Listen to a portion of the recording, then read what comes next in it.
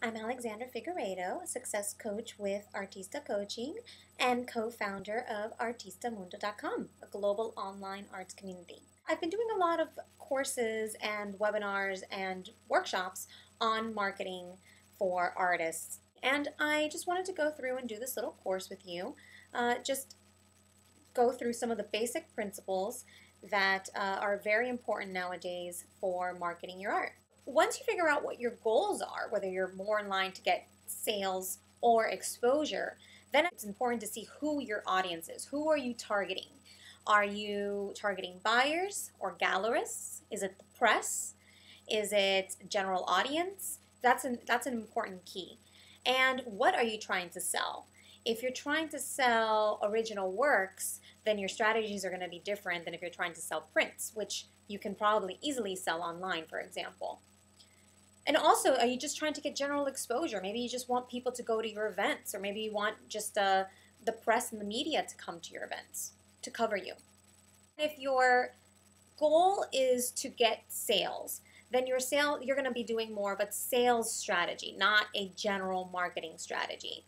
And this is really most effective if you're going to be selling original works to buyers or if you're trying to find a gallerist.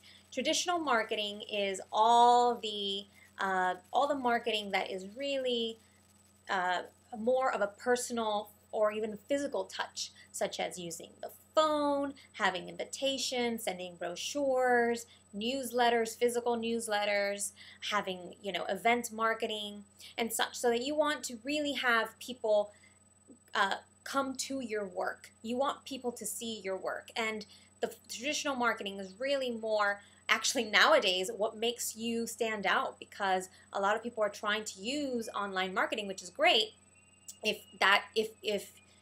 you're going more for the exposure. But if you're going for real sales, a more personalized touch is going to be key. And it's important when you're in any marketing campaign where you're trying to get sales that you develop what's called a call to action. And that means everything should be directed toward getting to your work. So it's literally a request or a call to action that they come to your event, that they come to your studio. If you're selling something online, some original works online, it could be, putting in a PayPal button that says buy now. It could be visit my website directly onto the works, showing your works. That's all important. And again, following up after events and after meeting with clients is really, really key. You want all those contacts on your contact list. You want to send them follow-up emails and thank you cards. This is all part of traditional marketing, and it's all about building a relationship, especially with buyers and also with gallerists, and to a degree with the press as well. If you want to get coverage for your next event, build a relationship with journalists, or with, perhaps there's arts publications, or even with your alma mater, with a previous university. I mean, maybe they'll cover you, and all that additional press is excellent. When you're actually targeting gallerists, you might have a slightly different approach, because there really is, you want to make sure that there's a fit with a gallerist, or any other agent that you are with. So when you're doing, it's really important that you do research and that you get referrals, because you want to make sure that especially if you're going to be if you have a contract, if you're going to be with a gallerist for a while, that that's going to be a synergistic relationship. Something I like to call cross interview, which is basically that while they're interviewing you to know whether they want to represent you, you really should be interviewing them as well. And everything should be, all interaction should try to get the gallerist or the representative to see your work. Prior to having any negotiations, you want to get them to your studio, or get them to wherever your work is, or get the work to them if necessary. So when you're doing different sales tactics with negotiations, I see a lot of artists, and it's happened so much, that end up selling their work for far lower than what they really wanted to. And I always advise to try to do a win-win situation. You want it to be a win for you, and you want it to be a win for the buyer. When you're negotiating, rather than sell for less than, let's say, 10% below the starting price, you can offer other upgrades, free upgrades like framing, like a free frame, like free shipping, or you can simply create a commission piece. In the buying process, not everybody's going to buy, but it's important that you don't accept a simple no. If you've been having a conversation and they've been asking questions and they're really interested in your work, then you know that there is a level of interest either because they love your work or they see that there's a possibility that that might work in their home. The key is to have solutions. You don't want to be somebody who just accepts the no and then lets buyers walk by. For example, if a client loves a piece but doesn't know and is not sure whether or not it's going to work, if you might want to consider having a leasing program where they take the work for, let's say, a few weeks or maybe less or longer according to however you feel comfortable, and see if that allows them to feel comfortable with the work. But again, it's not accepting the no, it's allowing yourself to be the solution. Now, apart from sales, your goal with marketing may be just to get general exposure. And the key with getting general exposure, I think, is that's where the online marketing is really the best. So I said traditional marketing is best for sales, and online marketing is really effective for general exposure.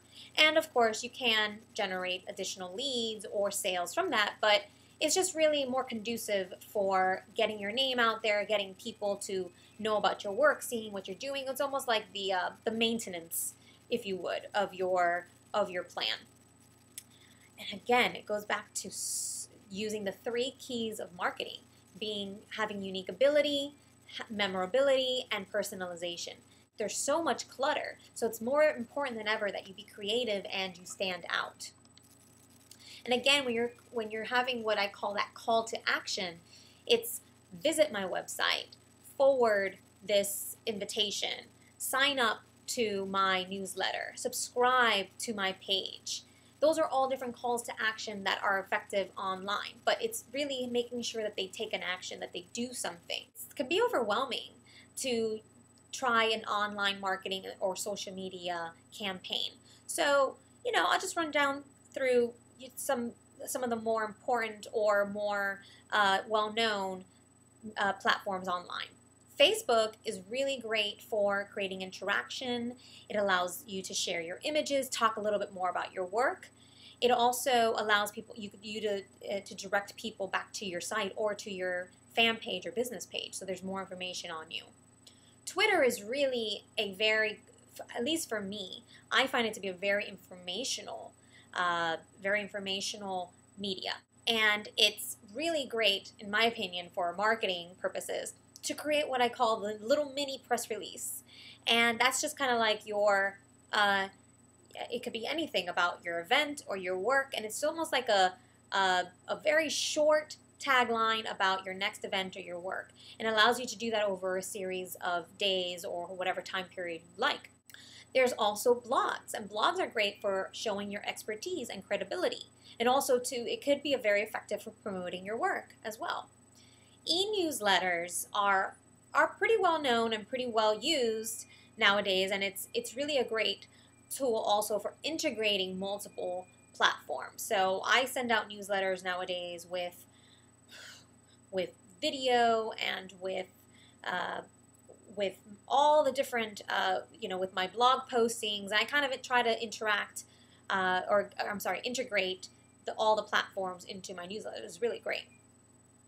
And then there's other platforms like YouTube and Flickr that allow people to see your work visually in an appealing way, either through video or through images. As far as advertising in general can be very expensive. So what's great about online is that it can be very cost-effective, especially if you can get very targeted pay-per-click online marketing and advertising, like on Facebook or AdWords on Google. You can actually, for a very relatively low fee, be very effective in who you're targeting online. So once you've gone through your sales campaign and your exposure or online campaign, to market your work, then you start to think about, okay, well, what is my long-term strategy? And this is where branding is really, really important. This incorporates your long-term goals. So again, where do you see yourself in 2 years, 3 years, 5 years, 10 years from now? And the key to branding is making, figuring out what you want to, or where you see yourself in the long term, and then you could sort of work your way back or backward. Branding creates that pull and that attraction. It really attracts clients to you. So it's almost like building your confidence, and in so doing, you build your recognition and your notoriety. So it's a great approach for just general success and also long-term success. And your brand is you. So you, yourself, your name and your physical person are your brand, and also your work are your brand.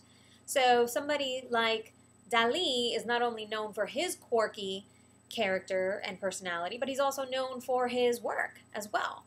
So branding in general has to do with what is your image? What makes you unique? What is your unique ability?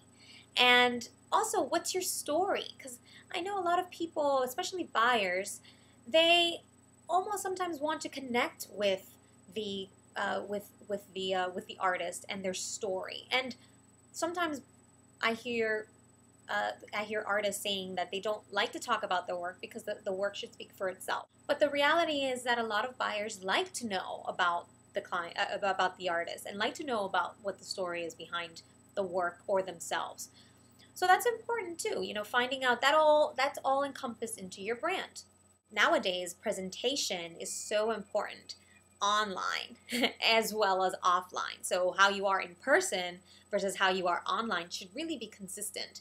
And I see time and again, people just seem so different online and offline. And especially artists, a lot of times tend to, I don't want to say hide, but they have a tendency to be behind their work. So they allow their work to be almost like their persona, and that's okay. But it's really important to your brand to keep that consistency both online and offline. You should always have a professional look both on your website and any online, Facebook or any other online platform that you use, as well as in person. As far as your website, a lot of times I see websites that have so many trinkets and bells and whistles everywhere that it doesn't even focus on your artwork. Well, when you're talking about, especially with branding, but it happens with, whether you want exposure for your work, whether you want to sell your work, or whether you want to establish long-term success, focusing on the artwork is key, especially for your website. You want that to be the focus, not everything else on your site. And make sure that you're searchable online as well, because you want to make sure that people can actually find you, be it buyers who are interested in a certain type of work or gallerists. And press, again, is so important. Not only is it free, but it's effective and it's credible. Having promotion on your work is good for everybody, or promoting yourself is good for everybody, because it allows you to show your work and allows people to enjoy your work as well. So this also elevates your recognition, your credibility, and your notoriety. So try always to get press and publicity whenever possible. I was really impressed when I found statistics on marketing showing that really to be effective, you have to put in 50% of your time to marketing. That is a huge amount of time. So all these tips and strategies I've talked about in this video are going to be important pretty much for your entire career. And it starts with the exposure, which you can get online. A lot of times that's been a very, very effective tool. But then also when you're talking about your sales, you want to make sure that you have your traditional and your personalized marketing in place. And then when I round it out with the branding, which is your long term, that's making sure that your image is intact and your image is consistent throughout the different approaches that you do. So all three approaches are really important. They're all very strategic for your success, both short-term and long-term. And I hope that you really enjoyed and got some valuable information from this video.